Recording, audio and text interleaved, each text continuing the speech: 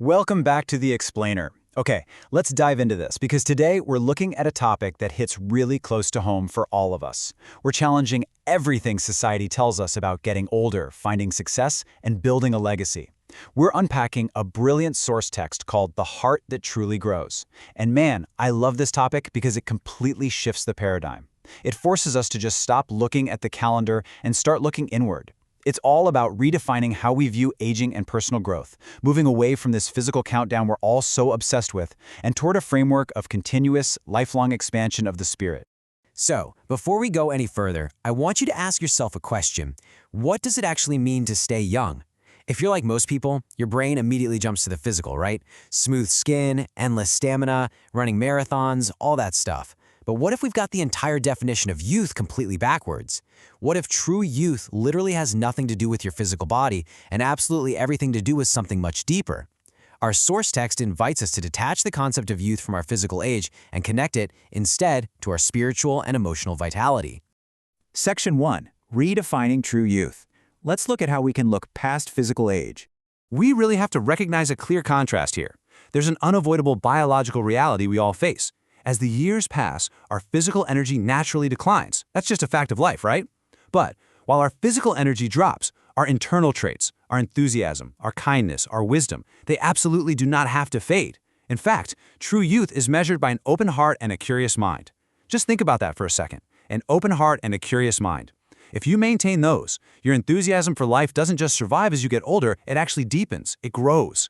And this brilliantly illustrates exactly how we practice this daily. First off, continue to learn. Whether that's finally attempting to learn a new language, picking up some weird new hobby, or just reading about something entirely out of your wheelhouse, keep that mind incredibly curious. Second, serve others. Keep that heart wide open. And third, keep smiling.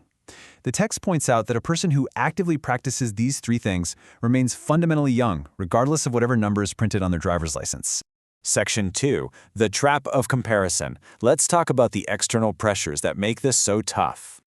Constant comparison steals peace, creates unnecessary stress, and blinds us to our own progress. I just want to let that sit with you for a moment. It is exhausting, isn't it? Especially today, scrolling through everyone's highlight reels online.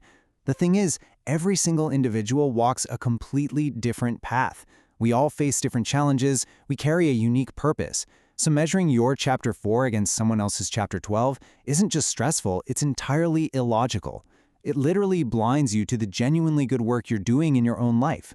So, how do we fix this? Well, we have to completely shift our perspective. We need to move away from competing with others to competing with yesterday. Instead of asking if someone else is ahead of you, ask yourself a much better question. Have you become a little wiser, a little kinder, or a little stronger than you were yesterday? That is the only metric that actually matters, because even the absolute smallest improvement over your past self is a massive, meaningful victory. Section 3. Melting the Ego. This brings us to the biggest roadblock in our path to transformation. Now, what's really interesting about this is how the ego tricks us. It's this isolating, defensive wall that makes us believe we must always be right, that we always have to be superior, or that we constantly need validation from everybody else. It's designed to protect our pride, but ultimately, it just ends up keeping the rest of the world out. Humility, on the other hand, is the absolute antidote to this. Humility opens the door to wisdom, it builds much stronger relationships, and ultimately, it grants us true inner freedom. But how do we actually get there? The text gives us this progressive blueprint for dissolving our isolating pride. It is a journey inward. Step 1. Listen with compassion. Truly actually hear others without just mentally preparing your rebuttal while they talk. Step 2. Forgive sincerely. Let go of the grudges that your ego desperately wants to hold on to. And Step 3. Serve without expecting recognition. When you do good things just for the sheer sake of doing them and not for the applause, your ego slowly but surely starts to melt away. Section 4. The measure of success. It's time to redefine what a fulfilled life really looks like. It all comes down to a really fascinating link. A life built on relentless competition and success driven only by pride, it almost always leaves a lingering feeling of emptiness. I mean, you can win the rat race, but at the end of the day, you're still a rat, right? In contrast, success gained through peace, patience, honesty, and humility is what actually brings lasting happiness. A fulfilled life is built entirely on continuous self-improvement, not on defeating the people around you. This might actually be my favorite line from the entire source material. The strongest people are not those who defeat others, but those who conquer their own anger, fear, jealousy, and arrogance. True strength is entirely internal. It is not about dominating a boardroom or crushing some opponent. It's about doing the really hard, quiet work of mastering your own inner demons. That is where real power lies. Let's move on and see how this builds into an actionable daily routine, because every single day offers a fresh opportunity to become a better version of yourself. So here is the daily blueprint. Practice gratitude for what you already have. Stay calm when difficulties inevitably pop up. Choose to learn from your failures instead of being terrified of them. And this last one is just huge. Celebrate the achievements of others without feeling threatened. If you can keep your heart open, your mind positive, and your actions meaningful in these ways, you are actively succeeding. Section 5. A lasting legacy. Let's look at what people actually remember about us. Here is an incredibly powerful assertion to consider. In the end, when all is said and done, people are not going to remember how wealthy you became.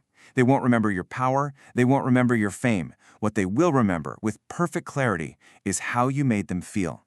True legacy is never, ever about what you accumulate. It is entirely about your emotional impact on the human beings you interact with every single day. So, the crucial point is this. If you want to build a legacy that never fades, you don't do it by amassing fortunes or titles. You build it with a compassionate heart. You build it with a humble attitude. And you build it by dedicating your life to continuous inner growth. That is the true recipe for an enduring impact. And we are left with this beautiful concluding thought. When your heart grows, your life naturally becomes richer, more peaceful, and truly successful. This brings us all the way back to the very beginning. Aging isn't about physical decline, guys. It is a profound opportunity for the heart to grow. If we can let go of ego, stop competing with the world, and just allow kindness to guide us, well, that is the truest form of success. Based on everything we've unpacked today, I want to leave you with one final thought to carry with you as you close this explainer and go about your day. If your legacy is ultimately defined not by what you achieve, but by your emotional impact on others, how will you make someone feel today?